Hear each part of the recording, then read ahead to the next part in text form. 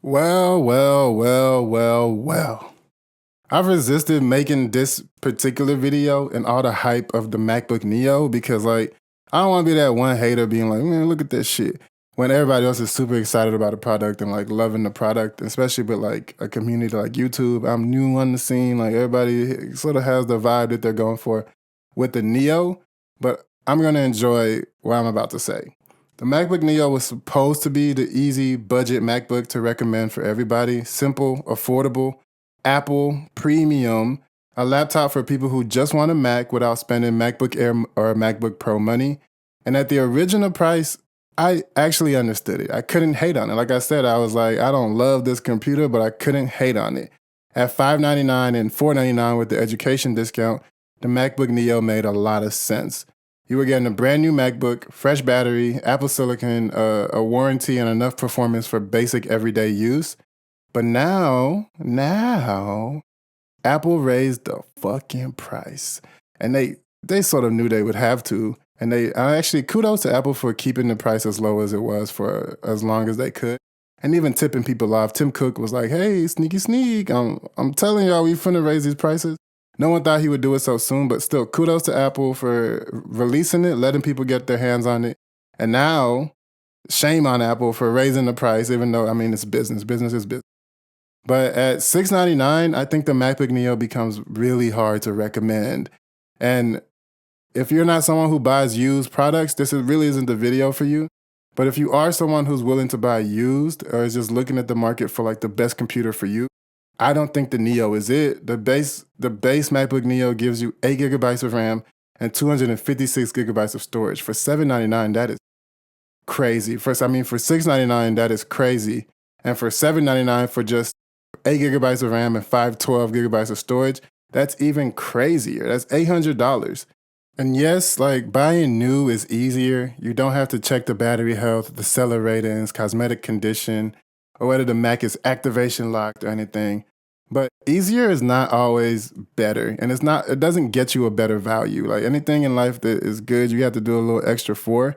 But I'm also recommending the MacBook Air M2 from reputable places like eBay, Black Market, like places that sell computers. They know if it's activation locked. They have 30-day return periods.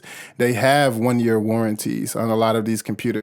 I'll drop a link to the eBay stores, to some of the eBay stores I'm talking about. I'm not sponsored by these guys. I have no vested interest in this other than, like, I want to show people that there are alternative ways. If you're watching this, you're wondering, how can I afford a great computer? I want a better computer than the Neo. Like, you can do that with the M2 MacBook Air. And it's not a benchmark king like the Neo is. It's not coming in with like 3-nanometer processor like the newer Apple chips. But the older Apple M2 chip is not slow. Like, there's no world in which it would be considered a slow computing chip.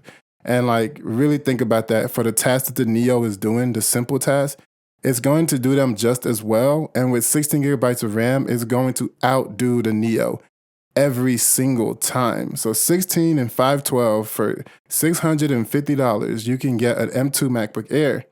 And yeah, it's used and you have a little less excitement about it, but you'll get all of that back in the value you gain in the long-term use of a product that is inherently already better than this new product.